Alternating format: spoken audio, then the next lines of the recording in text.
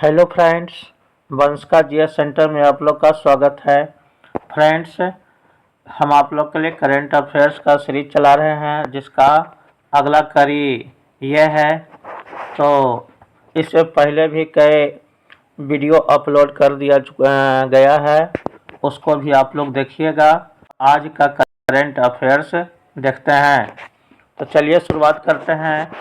आज का पहला करंट अफेयर्स है, ब्रिक्स का 17वां शिखर सम्मेलन कहाँ आयोजित किया गया था? ब्रिक्स का 17वां शिखर सम्मेलन कहाँ आयोजित किया गया था, ये प्रश्न है। और इसका ऑप्शन है ए ब्राज़ील, बी भारत, सी रसिया और डी चीन। तो इसका सही आंसर ए ब्राज़ील हो जाएगा। ब्रिक्स का 17वां शिखर सम्मेलन ब्राज़ील में आयोजित किया गया है। ब्रिक्स में जैसा कि जानते हैं, इसमें कुल 10 देश 10 सदस्य देश इसमें शामिल हैं, जिसमें भारत, चीन, रूस, दक्षिण अफ्रीका, ब्राज़ील सहित इथियोपिया, इंडोनेशिया, ईरान, संयुक्त अरब अमीरात इत्यादि देशों को इसमें शामिल किया गया है। और ब्रिक्स का 18वां शिखर सम्मेलन भारत में आयोजित किया जाएगा, इसे भी ध्यान रखेंगे। तो ब्रिक्स का 17वां शिखर सम्मेलन ब्राज़ील में आयोजित किया गया है।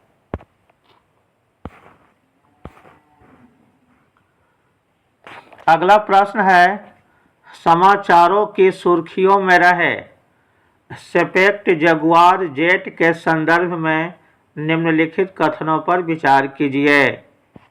और इसका कथन दिया हुआ है। पहला कथन है, इसे 2014 में भारतीय वायुसेना में शामिल किया गया था। दूसरा कथन है, इसका निर्माण ब्रिटेन तथा फ्रांस के 2 कंपनियों द्वारा स्थापित एक संयुक्त उपक्रम द्वारा किया गया था। इसका तीसरा कथन है, वर्तमान में भारतीय वायुसेना विश्व की एकमात्र वायुसेना है जो इन लड़ाकू विमान का उपयोग कर रही है। तो उपर्युक्त में कौन सा कथन सही है? और इसका ऑप्शन है केवल 1 और 2, बी है केवल 2 और 3, सी केवल 1 एवं 3 और डी सभी 1, 2 और 3। तो दोस्तों, इसका यहाँ सही आंसर हो जाएगा बी। ऑप्शन बी इसका सही आंसर है। केवल 2 और 3 यहाँ सही होगा। 2 और 3 कथन यहाँ इसका सही आंसर होगा। तो बी इसका सही आंसर है, बी। यानी इसका निर्माण ब्रिटेन और फ्रांस के 2 कंपनियों द्वारा किया गया है और वर्तमान में भारतीय वायुसेना एकमात्र वायुसेना है जो इन लड़ाकू विमानों का उपयोग कर रही है। तो इसका आंसर बी ध्यान रखिएगा। अगला प्रश्न है, संयुक्त राष्ट्र महासागर सम्मेलन के संबंध में निम्नलिखित कथनों पर विचार कीजिए। संयुक्त राष्ट्र महासागर सम्मेलन हुआ था, तो उसी के बारे में यहाँ प्रश्न पूछ रहा है और इसका कथन दिया हुआ है। कौन सा कथन सही है, ये प्रश्न है।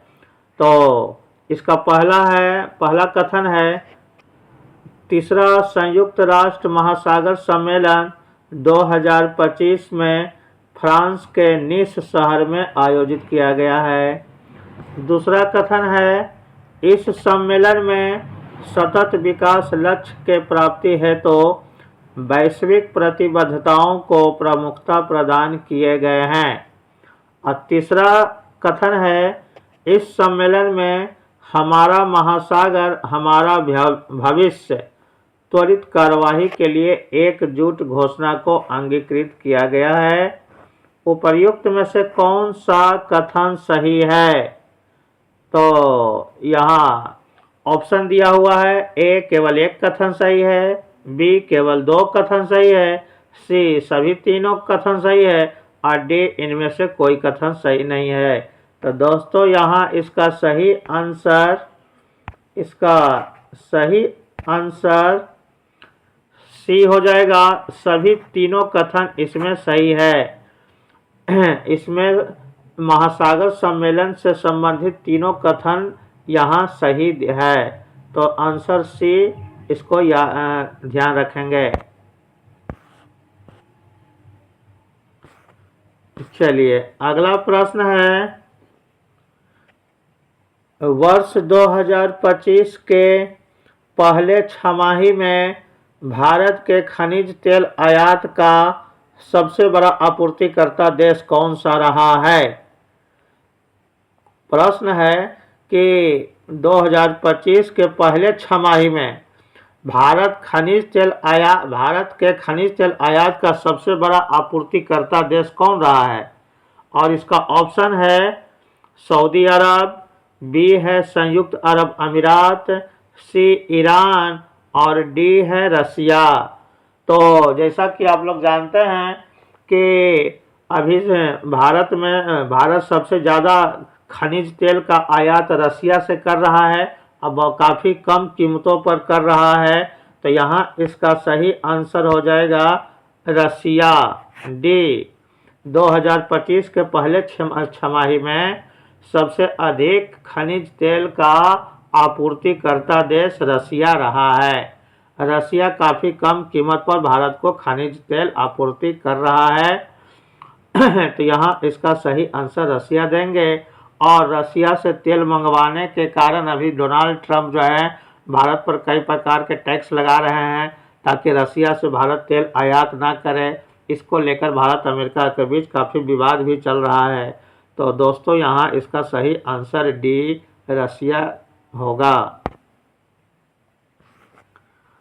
अगला प्रश्न है, G7 देशों में से किस देश के साथ भारत का व्यापार सर्वाधिक है?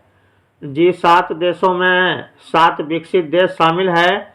तो 7 विकसित देशों में से भारत जो है किन देशों के साथ सबसे अधिक व्यापार करता है, यानी आयात और निर्यात सबसे ज़्यादा करता है? तो यहाँ इसका ऑप्शन दिया हुआ है, A America, B Britain, C Germany और डी फ्रांस। तो दोस्तों भारत G7 देशों में सबसे अधिक व्यापार अमेरिका के साथ करता है। तो यहाँ इसका सही आंसर अमेरिका होगा। और ये अमेरिका के साथ भारत का व्यापार जो था भारत के पक्ष में था, यानी भारत निर्यात ज़्यादा अमेरिका को करता था और आयात अमेरिका से कम करता था। और इसी को लेकर डोनाल्ड ट्रंप जो है भारत से बिफरे हुए हैं और वे भारत पर अनेक प्रकार के टैक्स लगा रहे हैं ताकि ये अमेरिका से ज़्यादा आयात हो और भारत से कम निर्यात हो। तो यहाँ इसका क्वेश्चन के अनुसार यहाँ इसका सही आंसर अमेरिका हो जाएगा। अगला प्रश्न है, भारत में सर्वाधिक शाखाओं वाला बैंक भारतीय स्टेट बैंक है। इस मामले में दूसरा स्थान किस बैंक का है? क्वेश्चन कर रहा है कि भारत में भारतीय स्टेट बैंक की शाखाएं सबसे अधिक है, तो दूसरा वैसा कौन बैंक है जिसका सबसे ज़्यादा शाखा है? और यहाँ ऑप्शन है Punjab national bank, Canara bank, central bank of India या बैंक ऑफ बड़ौदा। तो दोस्तों दूसरा सबसे अधिक शाखाओं वाला बैंक पंजाब नेशनल बैंक है। पहला सबसे अधिक SBI यानी भारतीय स्टेट बैंक है और दूसरा पंजाब नेशनल बैंक। तो यहाँ इसका सही आंसर ए हो जाएगा, पंजाब नेशनल बैंक। अगला प्रश्न है, विश्व का सबसे ऊंचा रेल पुल किस नदी पर बनाया गया है? विश्व का सबसे ऊंचा रेल पुल किस नदी पर बनाया गया है? और इसका ऑप्शन दिया हुआ है, ए सतलज नदी, बी झेलम नदी, सी चिनाब नदी और डी रावी नदी। दोस्तों यहाँ विश्व का सबसे ऊंचा रेल पुल इसका सही आंसर चिनाब नदी हो जाएगा। 6 जून 2025 को प्रधानमंत्री नरेंद्र मोदी के द्वारा चिनाब नदी पर सबसे ऊंचा रेल पुल का उद्घाटन किया गया है। तो यहाँ इसका सही आंसर चिनाब नदी होगा। अगला प्रश्न है, समाचारों के सुर्खियों में रहे अरनाला के बारे में निम्नलिखित में से कौन सा कथन सही है? अरनाला के बारे में कौन सा कथन सही है, ये प्रश्न कह रहा है। और इसका ऑप्शन है ए, अरनाला उथले पानी में चलने वाला पनडुब्बी रोधी युद्धपोत है। बी, इसका निर्माण गार्डन रिच वर्कशॉप इंजीनियर द्वारा किया गया है। सी, 28 जून 2025 को इसे भारतीय नौसेना में कमीशन दिया गया है। और डी, इसका नाम वसई महाराष्ट्र स्थित अरनाला किले के नाम पर रखा गया है। तो दोस्तों यहाँ प्रश्न है, कौन सा कथन सही है? दोस्तों यहाँ कौन सा कथन सही नहीं होगा? प्रश्न में यहाँ कौन सा कथन सही नहीं है यहाँ होना चाहिए, है ना। यहाँ सही नहीं है होगा। क्वेश्चन जो है थोड़ा सा गलत लिखा गया है।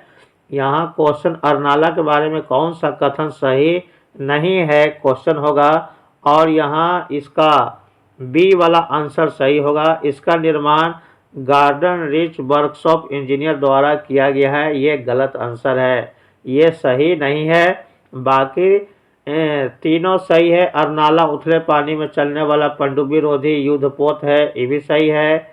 इसका निर्माण गार्डन रिच वर्कशॉप में किया गया है, ये सही नहीं है।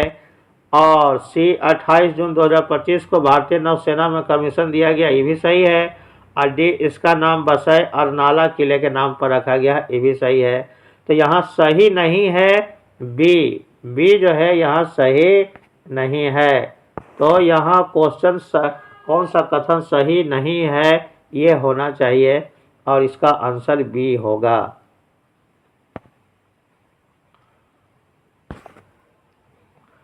अगला प्रश्न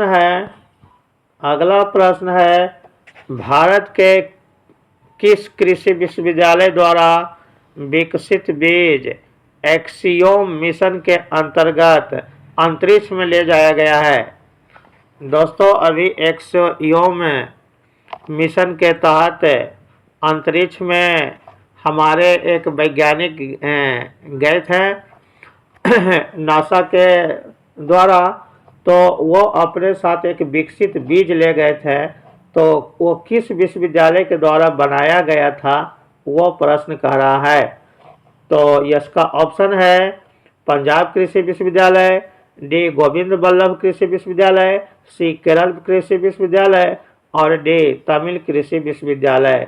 तो यहाँ इसका सही आंसर हो जाएगा केरल कृषि विश्वविद्यालय। केरल कृषि विश्वविद्यालय द्वारा विकसित एक बीज को एक्सियोम मिशन के अंतर्गत अंतरिक्ष में ले जाया गया था। तो यहाँ इसका सही आंसर केरल होगा, केरल कृषि विश्वविद्यालय। अगला प्रश्न है, समाचारों के सुर्खियों में रहा आग्नेय क्या है? आग्नेय, और इसका ऑप्शन है ए, मध्यम दूरी तक मारक क्षमता वाला मिसाइल, बी है स्वदेश निर्मित हल्के मशीन गन, सी है सौर ऊर्जा से चलने वाली कार, और डी है CNG से चलने वाली मोटरसाइकिल। तो दोस्तों यहाँ इसका सही आंसर सी हो जाएगा, सौर ऊर्जा से चलने वाली कार है। आग्नेय सौर ऊर्जा से चलने वाला एक कार है जिसे भारतीय प्रौद्योगिकी संस्थान के वैज्ञानिकों द्वारा बनाया गया है। तो यहाँ इसका आग्नेय के बारे में सही आंसर सी होगा। यह सौर ऊर्जा से चलने वाला एक कार है। अगला प्रश्न है सर्वोच्च न्यायालय द्वारा सुनाए गए एक हालिया निर्णय के अनुसार मातृत्व अवकाश सहित मातृत्व लाभ निम्नलिखित में से किसका अभिन्न अंग है? और इसका ऑप्शन है महिलाओं के पुनर्उत्पादन अधिकारों का, बी है महिलाओं के मानवाधिकारों का, सी है महिलाओं के जीवन के सुरक्षा के अधिकार का, और डी है महिलाओं को प्राप्त विधिक अधिकारों का। तो दोस्तों यहाँ इसका सही आंसर हो जाएगा ए इसका सही आंसर होगा महिलाओं के पुनर्उत्पादन अधिकारों का। तो मातृत्व लाभ है महिलाओं के पुनर्उत्पादन अधिकारों का से संबंधित है। यहाँ इसका ए आंसर सही होगा।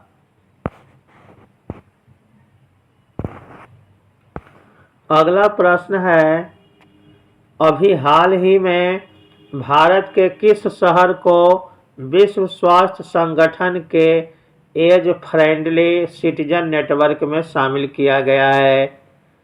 एज फ्रेंडली सिटीजन नेटवर्क में भारत के किस शहर को शामिल किया गया है, ये प्रश्न पूछ रहा है। तो यहाँ इसका ऑप्शन है ए तिरुपति, बी जयपुर, सी कोझिकोड और डी कोयम्बटूर। तो यहाँ इसका सही आंसर हो जाएगा कोझिकोड, जो केरल का एक शहर है। केरल के एक शहर कोझिकोड, जिसको पहले कालीकट कहा जाता था, जहाँ वास्को डी गामा पहली बार आया था, उसी को कोझिकोड कहा जाता है। और इस शहर को एज फ्रेंडली सिटीजन नेटवर्क में शामिल किया गया है। तो यहाँ इसका सही आंसर सी कोझिकोड ध्यान रखेंगे। अगला प्रश्न है प्रथम सागरमाथा संवाद 2025 का आयोजन कहाँ किया गया है? सागरमाथा संवाद 2025 का आयोजन कहाँ किया गया है? और इसका ऑप्शन है ए काठमांडू में, बी धर्मशाला में, सी लहासा में और डी थिम्पू में। तो दोस्तों सागरमाथा माउंट एवरेस्ट का सागरमाथा के नाम से भी जानते हैं, और यह नेपाल में, माउंट एवरेस्ट कहाँ स्थित है? नेपाल में स्थित है, और नेपाल की राजधानी काठमांडू है। तो वहीं पर प्रथम सागरमाथा संवाद का आयोजन किया गया है। तो यहाँ इसका सही आंसर ए हो जाएगा काठमांडू। अगला प्रश्न है विकसित कृषि संकल्प अभियान कहाँ लॉन्च किया गया है? विकसित कृषि संकल्प अभियान कहाँ लॉन्च किया गया है? और इसका ऑप्शन है ए करनाल, बी नई दिल्ली, सी चंडीगढ़ और डी भुवनेश्वर। तो दोस्तों यहाँ इसका सही आंसर डी हो जाएगा, भुवनेश्वर में विकसित कृषि संकल्प अभियान को लॉन्च किया गया है। तो डी भुवनेश्वर यहाँ इसका सही आंसर याद रखेंगे। और आज का अगला प्रश्न है अभी हाल के दिनों में सार्वजनिक क्षेत्र के किस बैंक ने अमूल तथा रिच प्लस के साथ मिलकर भारत में ऑर्गेनिक फार्मिंग को बढ़ावा देने के लिए समझौता किया है? और इसका ऑप्शन है ए भारतीय state bank, B bank of Baroda, C Indian overseas bank और D Punjab and Sindh bank.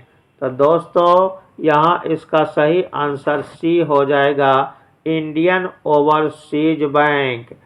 Organic farming को बढ़ावा देने के लिए अमूल और रिच प्लस के साथ इंडियन ओवरसीज बैंक ने समझौता किया है। तो यहाँ सही आंसर सी ध्यान रखेंगे। अगला प्रश्न है आधिकारिक तौर पर भारत के तेंदुए के राजधानी कौन शहर बन गया है? तेंदुआ की राजधानी किस शहर को कहा जाता है, ऐसा प्रश्न कह रहा है। और यहाँ इसका ऑप्शन है ए मुंबई, बी बेंगलुरु, सी कोलकाता और डी दिल्ली। तो यहाँ इसका सही आंसर हो जाएगा, तेंदुए की राजधानी बेंगलुरु को कहा जाता है। बेंगलुरु में तेंदुआ की संख्या सबसे ज़्यादा हो गई है, इसलिए बेंगलुरु को तेंदुए की राजधानी कहा जाता है। इससे पहले तेंदुआ की संख्या सबसे अधिक मुंबई में थी, लेकिन अब मुंबई दूसरे स्थान पर चला गया है और पहले स्थान पर बेंगलुरु बन गया है। तो यहाँ इसका सही आंसर बी होगा, बेंगलुरु। अगला प्रश्न है, भारत का पहला मोबाइल आधारित ई वोटिंग प्रणाली लागू करने वाला भारत का पहला राज्य कौन बन गया है? ई वोटिंग प्रणाली भारत में सबसे पहला किस राज्य के द्वारा प्रयोग किया गया है, ये प्रश्न कह रहा है। और इसका ऑप्शन है ए बिहार, बी उत्तर प्रदेश, सी कर्नाटक और डी झारखंड। तो दोस्तों यहाँ इसका सही होगा अपना बिहार, ए इसका सही आंसर होगा। तो भारत में मोबाइल आधारित ई वोटिंग प्रणाली पहली बार भारत में बिहार में लागू किया गया है। और बिहार के नगर निकाय चुनाव में प्रवासी मजदूरों को, दिव्यांगजनों को, प्रेग्नेंट महिलाओं को और वृद्ध लोगों को मतदान की सुविधा प्रदान करने के लिए मोबाइल आधारित ई वोटिंग प्रणाली की शुरुआत बिहार के नगर निकाय चुनाव में किया गया है। तो यहाँ इसका सही आंसर ए हो जाएगा। अगला प्रश्न है, एशियाई एथलेटिक्स चैंपियनशिप 2025 में 8 स्वर्ण पदक जीतकर पदक तालिका में भारत का दूसरा स्थान बनाया है। तो इस तालिका में प्रथम स्थान किस देश ने बनाया है? दोस्तों यहाँ प्रश्न है कि 2025 के एशियाई एथलेटिक चैंपियनशिप में भारत 8 स्वर्ण पदक जीतकर पदक तालिका में दूसरा स्थान बनाया था। तो इसमें पहला स्थान किस देश ने बनाया है? और इसका ऑप्शन है ए चीन, बी जापान, सी कतर और डी दक्षिण कोरिया। तो दोस्तों यहाँ इसका सही आंसर हो जाएगा चीन। एशियाई एथलेटिक चैंपियनशिप 2025 में पहला स्थान चीन ने बनाया है और दूसरा स्थान भारत ने। तो यहाँ इसका चीन सही आंसर होगा, ध्यान रखेंगे। अगला प्रश्न है, पेरिस डायमंड लीग में नीरज चोपड़ा ने कौन सा पदक जीता है? पेरिस डायमंड लीग में नीरज चोपड़ा ने कौन सा पदक जीता है? ए स्वर्ण पदक, बी रजत पदक, सी कांस्य पदक और डी उपयुक्त में से कोई नहीं। तो दोस्तों नीरज चोपड़ा भाला फेंक प्रतियोगिता में पेरिस डायमंड लीग में स्वर्ण पदक जीते हैं, तो यहाँ इसका सही आंसर ए होगा, स्वर्ण। अगला प्रश्न कह रहा है, फ्रेंच ओपन टेनिस 2025 का पुरुष एकल विजेता कौन बना है? और इसका ऑप्शन है A Carlos Alcaraz, B Jannik Sinner, C Marcel Granollers, उपयुक्त में से कोई नहीं। तो दोस्तों फ्रेंच ओपन 2025 के पुरुष एकल का खिताब कार्लस अल्काराज ने जीता है। तो यहाँ इसका सही आंसर हो जाएगा कार्लस अल्काराज। तो दोस्तों इस प्रकार से आज का इतना करंट अफेयर्स का क्वेश्चन है और बहुत ही महत्वपूर्ण क्वेश्चन को सेट किया जाता है। आप लोग इस क्वेश्चन को ज़रूर देखें और इसको याद भी रखें और आने वाले 72वीं बीपीएससी और एईडीओ में ये काफ़ी लाभदायक साबित होगा। तो हमारे करेंट अफेयर सीरीज में आप लोग ज़्यादा से ज़्यादा जुड़ें और अच्छा लगे तो हमारे चैनल को लाइक्स और सब्सक्राइब भी करें। Thank you.